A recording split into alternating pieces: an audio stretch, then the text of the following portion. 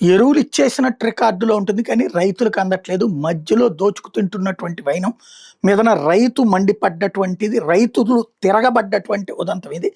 పొట్టి శ్రీరాములు నెల్లూరు జిల్లా కలిగిరి మండలం కడుముల దిన్నెపాడు ప్రాథమిక వ్యవసాయ సహాయ సహకార కేంద్రం పరిధిలోని కృష్ణారెడ్డిపాళెం గోడౌన్ నుంచి శుక్రవారం అర్ధరాత్రి అక్రమంగా యూరియా, డిఏపి ఎరువుల్ని ట్రాక్టర్ ద్వారా తరలిస్తుంటే రైతులు అడ్డుకున్నారు. యూరియా కావాలని వచ్చే రైతులకు 1,00,000 ఆంక్షలు విధిస్తున్న అధికారులు.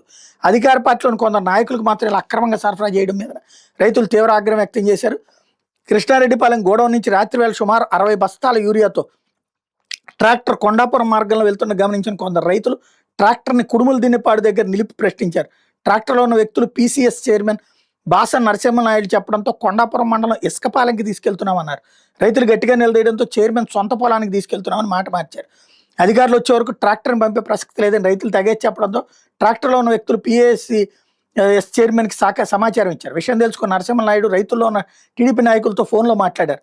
మనం సర్దుకుపోవాలని కోరారు. వాళ్ళ మీద ఒత్తిడి తేవడంతో చివరికి అక్కడి నుంచి ట్రాక్టర్ని పంపించేశారు. అయితే రాత్రి సమయంలో రహస్యంగా ఇలా యూరియా తరలించడం మీద తీవ్ర విమర్శలు వస్తున్నాయంటూ సాక్షి రాసుకొచ్చింది.